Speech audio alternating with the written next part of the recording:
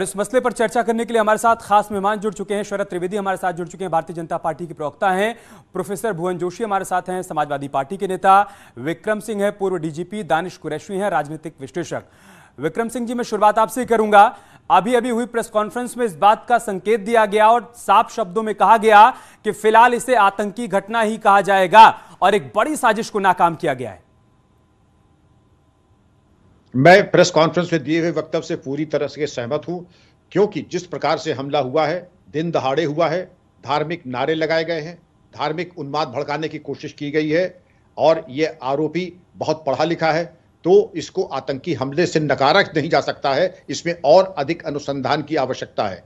जब और अधिक अनुसंधान है, इसमें प्रेस कॉन्फ्रेंस में यह भी बताया गया कि उसके लैपटॉप, मोबाइल, अन्य जो सामग्री बरामद हुई है, उसके ऊपर अनुसंधान और उसकी छानबीन करना, किन व्यक्तियों के संपर्क में था, किसके प्रभाव में था, क्या रेडिकलाइजेशन या उस प्रकार की कोई आपत्तिजनक सामग्री का तो उसने पठन पाठन नियमित रूप से नहीं किया जिसको कहना चाहिए कि रेडिकलाइज हो गया हो। ये तमाम चीजें विवेचना की है और विवेचना के दौरान इसके निष्कर्ष पे निकाला जाएगा। आवश्यकतानुसार विवेचना में ऐसे तत्वों की नार्को एनालिसिस, ब्रेन मैपिंग और लाई डिटेक्टर टेस्ट के ऊपर भी कार्रवाई की जाती है। ये एक बृहद विषय है और इसमें तमाम इन्वेस्टिगेटिंग एजेंसियां, अनुभवी मनोचिकित्सक भी आकर के इसमें शामिल तफ्तीश होते हैं और इसकी इलैबोरेट तफ्तीश होनी चाहिए। अत्यंत गंभीर, सनसनीखेज ये घटना थी। यह संतोष का विषय है कि उत्तर प्रदेश पुलिस ने और पीएससी ने इसको निष्प्रभावी और निष्फल कर दिया। शरद त्रिवेदी जी, शुरुआती तौर पर क्या मंशा समझ में आ रही है? क्या मंशा रही होगी शख्स की? चूंकि नवरात्र के महीने में, या फिर यूं कहें कि नवरात्र के मौके पर मुख्यमंत्री योगी आदित्यनाथ भी गोरक्षपीठ में रहते हैं, उनका आना जाना रहता है, भारी संख्या में लोग यहां पर दर्शन पूजन करने के लिए पहुंचते हैं। ऐसे में अगर ये अंदर प्रवेश कर जाता तो बहुत बड़ा नुकसान हो सकता था। जी हाँ, जैसे भी डीजी साहब ने कहा कि ये सोची समझी साजिश के तहत ये किया गया है, क्योंकि इस तरह की घटनाएं अपने आप या स्वतः कोई नहीं करता है। इसके पीछे एक साजिश होती है, लोगों को तैयार किया जाता है, उनको इंडोक्ट्रिनेट किया जाता है, उनको हथियार दिए जाते हैं और उनको जगह, लोकेशन, फ़ोटो दी जाती है कि कहाँ जाके इस तरह की घटनाओं को अंजाम देना है। और इसकी मंशा सिर्फ इतना है कि वहाँ कोई ना कोई धार्मिक उन्माद फैलाया जाए, एक धर्म के लोगों को भड़काया जाए, इस तरह की घटनाओं को अंजाम दिया जाए।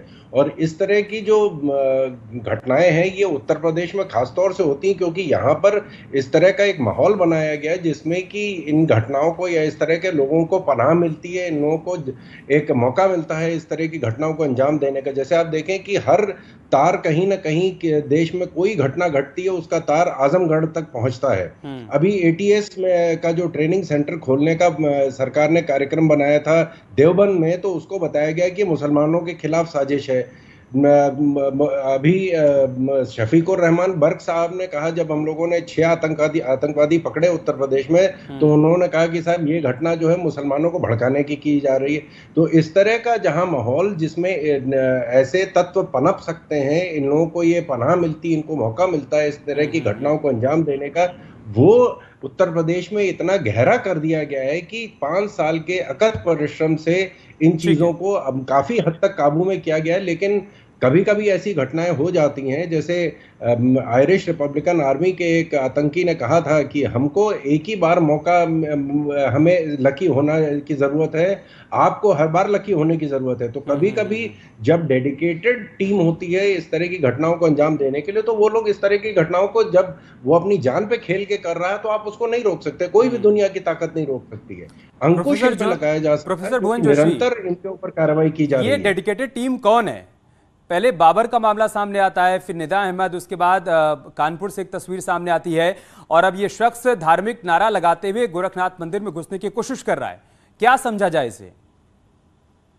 देखिए, लोकतंत्र में इस तरह की जो घटनाएं हैं कि जितनी निंदा करी जाए उतनी कम है। इनके लोकतंत्र, एक अच्छे लोकतंत्र के लिए और अच्छे प्रदेश के चलाने के लिए इस तरह की घटनाओं का होना एक तरह से बहुत ही खतरनाक है प्रदेश के लिए। मैं कहना चाहता हूँ कि जब हम इसकी जड़ में जाने की कोशिश करते हैं तो हम लोग पाते हैं कि कहीं ना कहीं भारतीय जनता पार्टी की पॉलिटिक्स जो करती है भारतीय जनता पार्टी, उसके साइड इफेक्ट के रूप में भी हम उसको देखते हैं। और जो इन्होंने एक नया स्लोगन दिया था समाज को बांटने का, उसकी बीच का, मेरे को लगता है ये समाज को बांटने में सफल रहे और इसकी हम कड़ी निंदा करते हैं, लेकिन साथ साथ कहना चाहेंगे अपने विपक्षियों से कि प्रदेश में इस तरह की बातें ना तो चुनाव में ना चुनाव के बाद कभी होनी चाहिए, क्योंकि जो देश की जो संविधान की जो भावना होती है, क्योंकि मैं कानून का भी विद्यार्थी हूँ, एक भावना होती है कि कानून दानिश कुरैशी, प्रोफेसर भुवन जोशी का कहना है कि बीजेपी की टाइप्स ऑफ पॉलिटिक्स का साइड इफेक्ट है ये जो तस्वीर सामने आई है गोरखपुर से, ऐसा ही है क्या? या फिर क्या मंशा रही होगी शख्स की जो कि धार्मिक नारा लगाते हुए गोरखनाथ मंदिर में घुसने की कोशिश कर रहा है और हमला करता है? का एक एंटी सोशल एक्टिविटी को आप सीधा टेररिज्म से, अभी आप बात कर रहे थे, भाई साहब बता रहे थे कि ये एक आतंकवादी घटना है। सबसे पहले तो मुझे लगता है कि बहस करने के पहले उनको आतंकवादी का जो डेफिनेशन है वो समझ लेना चाहिए कि किसी भी राज सत्ता को उछलाने के लिए किए गए साजिशें या हमला या ऑर्गेनाइज क्राइम को ही टेररिज्म कहा जा सकता है। अब आप अगर किसी को ये लगता है कि किसी की जेब में छुरी है, चाकू है, उससे वो उत्तर प्रदेश की सत्ता उछला देगा और वो कर लेगा, तब तो बड़े सोच की बात है। इससे ज्यादा घातक हथियार तो वहां खुलेआम बिक रहे हैं। सवाल ये है कि मामला तफ्तीश का, सुन लीजिए पहले मेरी बात सुनिए तो सही सर, समय का अभाव है। आपकी क्या परिभाषा है आतंकवाद की और आतंकवादियों की वो आप जाने, लेकिन आप सोचिए कि कल रविवार का दिन था, अंदर कितने सारे वहां पर दर्शन करने के लिए श्रद्धालु पहुंचे रहे होंगे। अगर ये शख्स वाकई अंदर घुस जाता और वहां कुछ लोगों को नुकसान पहुंचा देता, क्या तब भी आप यही बात कहते? क्या आप चिंतन और मंथन करिएगा इस पर। एक छोटा सा ब्रेक लेंगे। बहुत शुक्रिया आप सभी का हमारे साथ जुड़ने के लिए, इस चर्चा का हिस्सा बनने के लिए। खबरें जारी हैं, आप बने रहे हमारे साथ। छोटा सा ब्रेक, बहुत जल्द होगी वापसी।